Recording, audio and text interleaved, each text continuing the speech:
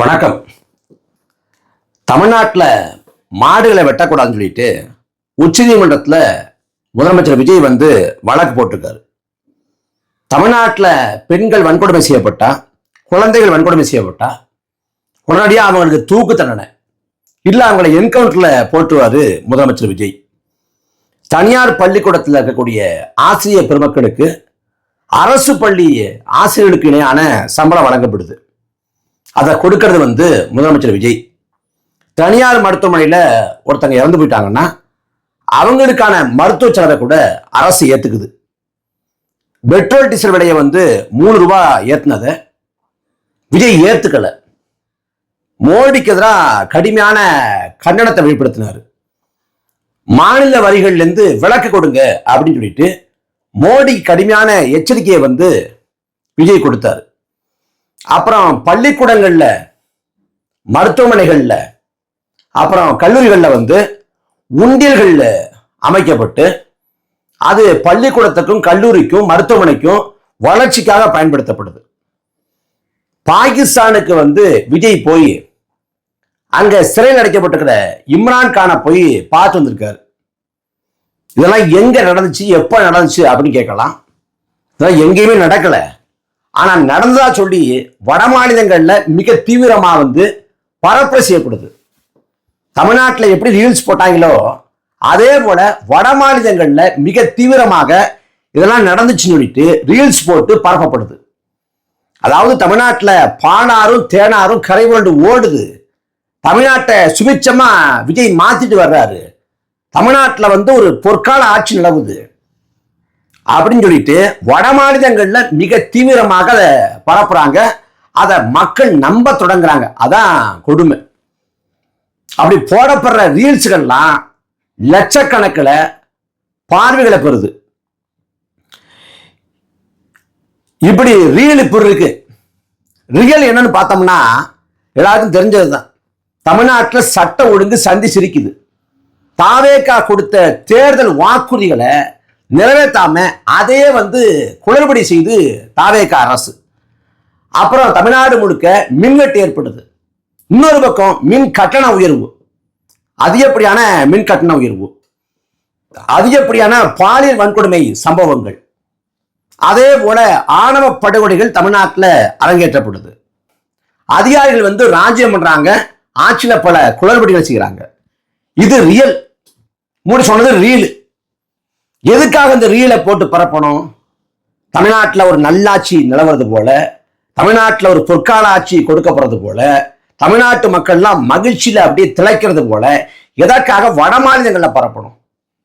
தமிழ்நாட்டில் கருத்துருவாக்கம் பண்றாங்க, தமிழ்நாட்டில் ரீல்ஸ் போடுறாங்கன்னா புரிஞ்சுக்கலாம். ஏன் வட மாநிலங்களில் விஜய் சிறப்பான ஆட்சியை தர்றாரு அப்படின்னு பரப்புறாங்க அப்படின்னு கேட்டீங்கன்னா அதுக்கான பதிலையும் படிக்கலாம். எதிர்கால இந்தியாவை ஆளக்கூடியவர் விஜய் சொன்னது செங்கோட்டையன். இன்றைய சிஎம் நாளைய பிஎம் சொன்னது அமைச்சர் ஜெகதீஸ்வரி. தேசிய அளவில் ஒரு தலைவர் உருவாகிறாரு, அது நம்ம சிஎம் தான், மரிய வில்சன். நாளைக்கு டெல்லியே விஜயோட தான் இருக்கலாம், அமைச்சர் ஸ்ரீநாத். இப்ப ரெண்டையும் பொருத்தி பார்த்தீங்கன்னா எதுக்காக சொல்றாங்கன்னு புரியும். அதாவது வட மாநிலங்கள்ல தமிழ்நாட்டில் சிறப்பான ஆட்சி நடக்கிறது போல ஒரு பக்கம் ரீல்ஸ் பரப்பப்படுது. இன்னொரு பக்கம் தமிழ்நாட்டில் இருக்கக்கூடிய அமைச்சர்கள் விஜய் தமிழ்நாட்டை ஆண்டா மட்டும் போதாது, அவர் டெல்லி ஆளணும், இந்தியாவை ஆளணும், அவர் பிரதமர் ஆகணும் அப்படின்னு கடுமையா பேசுறாங்க. அதாவது ஒருத்தர் பேசினாரு அப்படின்னா பரவாயில்ல, சொல்லி வச்சது போல அத்தனை பேரும் பேசுறாங்க. அமைச்சர்கள், சட்டமன்ற உறுப்பினர்கள், கட்சியோட நிர்வாகிகள் எல்லாரும் பேசுறாங்க. அதே சமயத்துல காங்கிரஸ் தாவேகாவோட கூட்டணியில் இருக்கு. ராகுல் காந்தி இளவு காத்த கிளி போல பிரதமர் ஆசிரியர் இருக்காரு. அவரை பிரதமர் வேட்பாளராக கடந்த காலத்தில் முன்னிறுத்தினாங்க. ஒருவேளை 2024 இந்தியா கூட்டணி ஜெயிச்சிருந்தா கூட ராகுல் பிரதமர் ஆவதற்கான வாய்ப்புகள் வந்திருக்கலாம். அப்ப ராகுல் காந்தி கூட்டணிக்குள்ள இருக்காரு, காங்கிரஸோட தாவேகா கூட்டணியில் இருக்கு. இருந்த போதிலும் ராகுல் காந்தியை பிரதமர் ஆக்குவோம் பேசாம விஜயை பிரதமர் ஆக்குவோம்னு தாவேகாவை சேர்ந்த நிர்வாகிகளும் அமைச்சர் பெருமக்களும் சட்டமன்ற உறுப்பினர்களும் பேசுறாங்க. அப்ப வட மாநிலங்கள்ல காங்கிரஸ் ஆளக்கூடிய மாநிலங்களை கூட இந்த ரீல்ஸ் பரப்பப்படுது. அப்ப சொல்ல வர செய்தி என்னன்னா, தமிழ்நாட்டில் எப்படி ரீல்ஸ் போட்டு ஆட்சியை பிடிச்சாங்களோ அதே போல வட மாநிலங்களில் ரீல்ஸை போட்டு ஆட்சியை பிடிச்சிடலாம் அப்படின்னு நினைக்கிறாங்க. ஏன்னா தமிழ்நாட்டை பொறுத்த வரைக்கும் தமிழ்நாட்டுக்கு அரசியல் புரிதல் கொண்ட மாநிலம், தன்மானம், பகுத்தறிவு, சுயமரியாதை, சமூக நீதி எல்லாத்தையும் கரைச்சி குடிச்ச மாநிலம், இந்தியாவில் தனித்துவமா திகழக்கூடிய மாநிலம், இந்தியாவிற்கே முன்னோடியா திகழக்கூடிய மாநிலம், இந்தியாவிற்கே வழிகாட்டியா திகழக்கூடிய மாநிலம் அப்படின்னு பலவித பெருமித கதையாடல்கள், பல வரலாற்று சிறப்புகள், பல முற்போக்கு பிம்பங்கள் சொல்லப்பட்டுச்சு. அந்த தமிழ்நாட்டிலே ரீல்ஸை போட்டு ஆட்சி பிடிச்சிட்டாங்க. தமிழ்நாட்டிலே ரீல்ஸை போட்டு ஆட்சி பிடிக்கிறப்ப வட மாநிலங்களில் பிடிக்க முடியாதா அப்படிங்கிற ஒரு எண்ணம் தான். ஏன்னா மிக அண்மையில கூட ஒரு காணொலியை பார்த்தேன். டிரான்ஸ்ஃபார்மர் இருக்குல்ல, அதுலேருந்து மின்சாரம் தாக்கி ஒரு மாடு இறந்து போகுது. மாடு இறந்து போனதால கட்டையை எடுத்து பெரிய பெரிய கட்டையை எடுத்து டிரான்ஸ்ஃபார்மரை போட்டு அடிக்கிறாங்க. நீ தானே மாட்டை கொன்ன, உன்னை விட மாட்டேன் அப்படின்ட்டு டிரான்ஸ்ஃபார்மரை கம்பெடுத்து அடிக்கிறாங்க. அதே போல வட மாநிலங்களில் கொரோனா சமயத்தில் அந்த விளக்கை பிடிச்சிக்கிட்டு கொரோனா அப்படின்னு சொல்லிட்டு கொரோனா விளக்கு வச்சு விரட்டினாங்க. அப்ப அங்க இந்த ரீல்ஸை போட்டு இந்த கதையை சொல்லி இந்த கற்பனை கட்டுக்கதைகளை கட்டவிழ்த்து விட்டு ஆட்சியை பிடிச்சிடலாம் அப்படின்னு தாவேகா திட்டமிடுது. இது யாரோட ஃபார்முலா அப்படின்னு கேட்டீங்கன்னா இது முழுக்க முழுக்க பாஜகவோட ஃபார்முலா. 2014 மோடி பிரதமர் வேட்பாளராக முன்னிறுத்தப்பட்டார். அந்த சமயத்துல பாஜகவை பிடிக்காதவங்க கூட மோடிக்கு ஓட்டு போட்டேன், மோடிக்காக ஓட்டு போட்டேன். ஏன் ஓட்டு போட்டான்னா அப்ப அந்த சமயத்துல ஒரு கருத்துராகம் செய்யப்பட்டுச்சு.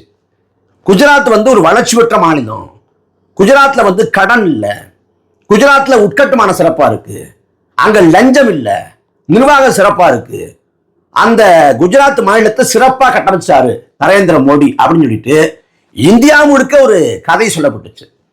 குஜராத் மாடல் அப்படின்னு அதை பெருமிதமா சொன்னாங்க. குஜராத் போல இந்தியா வளர்ச்சி பெறணும்னா, வல்லரசு ஆகணும்னா நீங்க மோடிக்கு ஓட்டு போடுங்கன்னாங்க.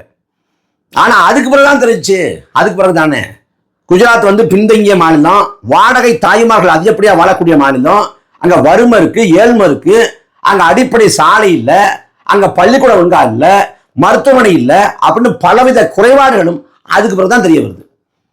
எப்படி குஜராத் மாடன்னு சொல்லி இந்தியாவையே மோடி பிடித்தாரோ அதே போல தமிழ்நாட்டை சொல்லி தமிழ்நாட்டில் சிறப்பான ஆட்சி இருக்குன்னு சொல்லி இந்தியாவே பிடிச்சிடலாம் அப்படின்னு தாவேக்கா வச்சிருந்த தவிட்டு தற்கொலைகள் திட்டம் போடுறாங்க.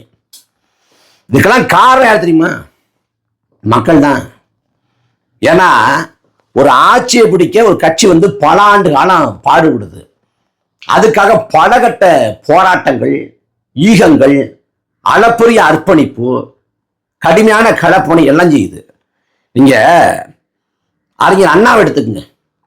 இந்தியாவில் முதல் முறையாக ஒட்டுமொத்த இந்தியாவிலேயே ஒரு மாநில கட்சி ஆட்சியை பிடித்ததுன்னா அது அறிஞர் அண்ணா தலைமையிலான திமுக தான். 67 காங்கிரஸ் வீழ்த்தி திமுக ஆட்சி கட்டில் தமிழ்நாட்டில் ஏறுது. அதாவது 49 கட்சி தொடங்கி 67 ஆட்சியை பிடிச்சிடுறாரு. 18 ஆண்டு காலம். 18 ஆண்டு காலம்ங்கிறது ஏறக்குறைய 1/4 நூற்றாண்டை ஒட்டிய காலம்தான். ஆனா அண்ணா சொன்னாரு, நாம குறுகிய காலத்துல ஆட்சியை பிடிச்சிட்டோம், நாம இன்னும் பல காலம் பக்குவப்பட்டு பயணப்பட்டு பல அனுபவங்களை பெற்றுக்கொண்ட பின்னர் ஆட்சியை பிடிச்சுக்கலாம்னு. 18 ஆண்டு காலம் கழிச்சு ஆட்சியை பிடிச்சதே குறைவான காலகட்டம் என்று மதிப்பிட்டார் அறிஞர் அண்ணா. ஆனா 2 ஆண்டு காலத்துல தாவேக்கா ஆட்சியை பிடிச்சிருச்சு. ஊடகங்களை சந்திக்கல, மக்களுக்காக போராடல, வழக்கு வாங்கல, கைது செய்யப்படல, சிறைக்கு போகல, பெரிய பெரிய போராட்டங்களை செய்யல, எதுவுமே செய்யாம பேசாம உட்கார்ந்து ஆட்சியை பிடிச்சிட்டாங்க.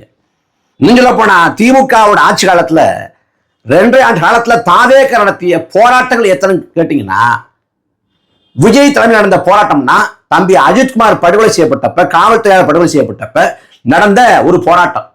45 நிமிஷம் ஆர்ப்பாட்டம், 4 நிமிஷம் விஜய் பேசினார். அதுக்கு பிறகு பரந்தூருக்கு ஒரு முறை போய் இந்த போராட்ட காலத்துல பார்வையிட்டார், அங்க பேசினார். இப்படி விஜயை பொறுத்த வரைக்கும் அவர் தன்னெழுச்சியா போராடிய தூய்மை பணியாளர்கள், ஆசிரியர் பெருமக்கள், மருத்துவ பணியாளர்கள்னு பலதரப்பட்ட துறை சார்ந்தவங்க போராடினாங்க. அந்த போராட்ட களங்கள்ல பங்கு கொண்டு ஆதரவை சொல்லவும் இல்லை, ஆதரவை கொடுக்கவும் இல்லை. போராட மக்களை இந்த சிக்கல் இருக்கு, இதுக்கு எதிராக போராடணும், இதுக்கு எதிராக அரசு எடுத்து நிற்கணும் அப்படின்னு மக்களை போராட தயார் பண்ணவும் இல்லை. ஆளும் திமுக அரசோட அவலங்களை கண்டிச்சு அன்னைக்கு தொடர்ச்சியா போராட்டங்களை எடுக்கவும் இல்லை. இப்படி எதுவுமே செய்யாம தேர்தல் கால உழைப்பை கூட போடாம முதலமைச்சரானவர் தான் விஜய். நான் பல இடங்களில் பதிவு பண்ணேன். மோடி அமித்ஷா கூட தேர்தல் கால உழைப்பை போடுவாங்க. அவங்க வைக்கிற பரப்புரை ஆபத்தானதுன்னா கூட ஒரு பரப்புரை செய்வாங்க. தேர்தல் காலத்துல நாடு முழுக்க பரப்புரை செய்வாங்க, பேசுவாங்க, எல்லாம் பண்ணுவாங்க. தேர்தல் பாதை இல்லாத திராவிட கழகம் அதோட தலைவர் வீரமணி கூட தொடர்ந்து 10 நாட்கள் இந்த ஊர்ல இங்க பேசுறாரு, அந்த ஊர்ல அங்க பேசாருன்னு சொல்லிட்டு அட்டவணை வெளியிடப்பட்டு பட்டியல் போடப்படுது எந்தெந்த ஊர்ல பேசாருன்ட்டு. 90 வயதை கடந்த வீரமணி தொடர்ந்து 10 நாட்கள் வெவ்வேறு ஊர்களில் பரப்புரை பண்றாரு. ஆனா பரப்புரையே பண்ணாம பரப்புரைக்குன்னு அனுமதி வாங்கி ரத்து பண்ணிவிட்டு வீட்டுல படுத்துக்கின்றவர் விஜய். அதே போல தாவேக்காவை சேர்ந்த வேட்பாளர்கள்ல சரிபாதி வேட்பாளர்கள் திமுக அதிமுக விட்ட காசை வாங்கிட்டு வீட்டுல உட்காந்துட்டாங்க. ஆனா கெடுவாய்ப்பான் அதுலயும் சில பேர் வந்துட்டாங்க. திமுக அதிமுக காசு வாங்கின ஆட்கள் சில பேர் வந்துட்டாங்க. இப்படி உழைப்பையே போடாம உச்சாணி கும்பல உட்கார வச்சதால தாவேக்காரனுக்கு மதப்பு, திமிரு, தெனாவிட்டு, அகம்பாவம், ஆணவம். பொதுவா ஜெயலலிதா மேட்டு சொல்றது உண்டு, அவங்க ஆணவத்தோட அகம்பாவத்தோட செயல்படுவாங்கன்னு. ஆனா ஜெயலலிதா மேட்டு இருக்கக்கூடிய ஆணவம் அகம்பாவம் எல்லாம் அந்த கட்சியில 2ஆம் கட்ட தலைவராக அன்றைக்கு இருந்த ஓபிஎஸ்டியோ செங்கோட்டன் இருக்காது, கடைக்கோடி தொண்டன் இருக்காது. ஆனா தாவேக்கா பொறுத்த வரைக்கும் தலைவன் தொடங்கி கடைக்கோடி தொண்டை வரைக்கும் எல்லாத்தையும் அகம்பாவம் ஆணவம். ஏன்னா உழைப்பையே போடாம உச்சாணி கொம்புக்கு போனவங்க. அதனால முதலமைச்சர் பதவியே சாதாரணமா தெரியுது. இது பத்தாது, நமக்கு நம்ம பிரதமர் ஆயிடுவோம் அப்படின்னு நினைக்கிறாங்க. அதாவது இந்தியாவில் ஒட்டுமொத்தமா 543 பாராளுமன்ற இடங்கள் இருக்கு, தொகுதிகள் இருக்குது. அதுல 272 இடங்களை பெற்றா பெரும்பான்மை. இதுல 24ல பாஜகவுக்கு பெரும்பான்மை கிடைக்காம கூட்டணி கட்சிகளோட தலைவர் தான் ஆட்சி ஓடுது. பாஜக இத்தனைக்கும் இந்த நொடி பொழுதுல இந்தியா முழுக்க 17 மாநிலங்கள்ல ஆட்சி அமைச்சிட்டு இருக்கு. அதே போல ஒட்டுமொத்தமா சேர்த்தா கூட்டணி ஆட்சியும் சேர்த்தா மாநிலங்கள் யூனியன் பிரதேசம் சேர்த்தா கூட்டணி ஆட்சி அவங்க ஆட்சியும் சேர்த்தா 21 மாநிலங்கள்ல பாஜக ஆளுகை செய்யுது. ஆனாலும் பாஜகவுக்கு பெரும்பான்மை இல்லை, கூட்டணி கட்சியோட தலைவர் தான் ஆட்சி போகுது. இதுல தாவேக எப்படி பிரதமர் ஆக முடியும் விஜய் வச்சு? அதுக்கு என்ன வாய்ப்பு இருக்கு?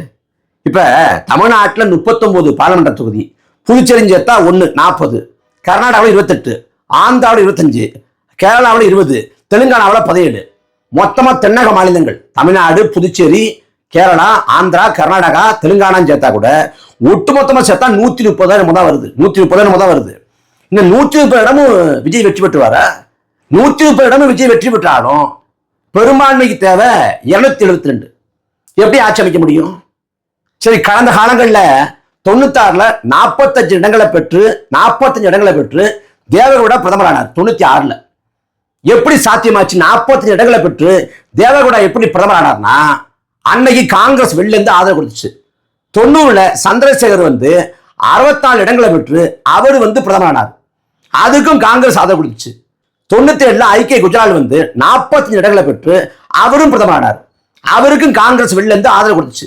இப்படி ஐக்கிய குஜரால், இந்த பக்கம் சந்திரசேகர், தேவகவுடா அவங்கெல்லாம் சொற்பமான இடங்கள், அதாவது 100க்கு குறைவான இடங்களை வென்றிருந்தா கூட அந்த குறைவான இடங்களை வச்சுக்கிட்டு எப்படி பிரதமர் ஆனாங்கன்னா முழுக்க முழுக்க காங்கிரஸோட தயவுல தான். இப்ப விஜய் இப்ப 100 இடங்களை பெற்றாரு, 80 இடங்களை பெற்றாருன்னா காங்கிரஸ் விஜய பிரதமராக்க ஒத்துக்குமா? ஆக்க சாத்தியக்கூறு இருக்கா? ஒருபோதும் இல்லை. ஆனாலும் விஜய்க்கு பிரதமர் ஆசை. அமைச்சர்கள் புகழ்றாங்க, சட்டமன்ற உறுப்பினர் புகழ்றாங்கன்னா இந்த கூட்டணி தர்மம்னு சொல்லுவாங்கல்ல, ராகுல் காந்தி இருக்காது எப்படிப்பா நீங்க சொல்லலாம் அப்படின்னு கூட நீங்க கேட்கல. ஏன்னா விஜய்க்கு அந்த ஆசை இருக்கு, கனவு இருக்கு. இப்ப தமிழ்நாட்டில் ஆட்சியை பிடிச்சு தமிழ்நாட்டில் நிலத்தையும் வளத்தையும் இப்படி ஆக்குவோம், தமிழ் மக்களோட வாழ்வாதாரத்தை மேம்படுத்துவோம், இந்த மாதிரி திட்டங்களை கொண்டு வருவோம், இந்த மாதிரி தமிழ்நாட்டில் தற்சார்பு வாழ்வியலை உருவாக்குவோம், அப்படி ஏதாவது விஜய் கனவு இருக்கானா? விஜய்க்கு எந்த கனவும் இல்லை. சரி, இந்தியாவை பிடிச்சு ஈழத்திலிருந்து இனப்படுகொலை அப்படின்னு நம்ம அதை உலகுக்கு உறக்க சொல்லுவோம், அதற்கான நீதியை பெற்றுத்தர உழைப்போம், தனி தமிழக நாடு பெறத்துக்கு இந்திய அளவில் என்ன நெருக்கடி தரணுமோ அதை தருவோம். எப்படி இந்திரா காந்தி அம்மையார் கிழக்கு பாகிஸ்தான வங்காளதேசமா பிரிச்சு கொடுத்தாங்களோ அதே போல இலங்கையை பிரிச்சு ஈழமா பெற்று தர்றதுக்கு, இந்தியாவோட விடுதலை கொள்கையை மாற்றத்திற்கு நாம பிரதமரான முயற்சி பண்ணுவோம். அந்த கனவு இருக்கு அப்படின்னு ஏதாவது கனவு இருக்கா விஜய்க்கு? ஒண்ணும் இல்லை. முதலமைச்சர் நாற்காலில் உட்கார்ந்து பார்த்துட்டாரு. அதே போல பிரதமர் நாற்காலில் உட்காரணும். அந்த அற்பத்தனமான ஆசையை தாண்டி வேற எதுவுமே கிடையாது. அதுல வட மாநிலங்கள்ல விஜய் தல்பாதிங்கிறான். அவன் வந்து விஜய் தல்பாதிங்கிறத சாதின்னு புரிஞ்சுக்கிட்டு இருக்கான். இல்ல ஒரு பேர் ஜோசப் விஜய் அப்படின்னு தெரிஞ்சுன்னா முடிஞ்சு கதை. ஏன்னா அங்க எல்லாருக்குமே மிதவாத இந்துத்துவ சிந்தனை உண்டு, சாப்பிட்டு இந்துத்துவா. அப்ப ஜோசப் விஜய்னா அவன் அப்படியே போன்ல ரீல்ஸ் பார்த்தாலும் அப்படியே போட்டுருவான். இப்ப விஜய் தல்பாதிங்கிறப்ப திரிவேதின்னு ஏதோ சாதி இருக்குல்ல, அந்த மாதிரி தல்பாதிங்கிற சாதி நினைச்சிட்டு இருக்க. எப்படி ஆட்சி பிடிப்பீங்க? இந்தியாவில் எல்லா இடங்களையும் போட்டி போடுவீங்களா? எல்லா இடங்கள்ல தமிழ்நாட்டில் போட்டி போடவே ஆள் இல்லை உங்களுக்கு. இந்த தேர்தல் முடிவுக்கு பிறகுதான் தாவேகா நோக்கி படையெடுத்து வர்றானே ஒழிய தேர்தல் சமயத்துல தாவேகாவில போட்டி போட ஆள் இல்லை. அப்ப நீங்க சத்தீஸ்கர்லயும் ஜார்க்கண்ட்லயும் மத்திய பிரதேசலையும் உத்தரப்பிரதேசலையும் தாவேகாவை சேர்ந்த வேட்பாளர்களை எப்படி போடுவீங்க? என்ன சாத்தியம் இருக்கு? இல்ல அந்த மாநில கட்சியோட கூட்டணி வைப்பீங்களா? ஒன்னும் கணக்கு ஒன்றும் புரியலையே. 26 சட்டமன்ற பொது தேர்தல் தமிழ்நாட்டில் 108 இடங்களை பிடிச்சு தனிப்பெரும்பான்மை கிடைக்கலனா கூட அதிக இடங்களை பிடிச்ச கட்சியாக தாவேகா ஆட்சியை பிடிக்குது 2026. அருகாமையில புதுச்சேரியில சட்டமன்ற பொது தேர்தல் வந்து இதை ஒட்டி நடந்துச்சு. இதை ஒட்டி கடலூர்ல வாக்களை பெற்ற தாவேகா புதுச்சேரியில ஏன் வாக்களை பெற முடியல? புதுச்சேரியில 10,000 வாக்களை பெற்றாலே ஒரு சட்டமன்ற தொகுதி. ஆனா தாவேகா அதிகபட்சமா வென்றது 3 இடம் தான். மொத்தமா விழுந்த வாக்கு 1,44,000 வாக்கு தான்.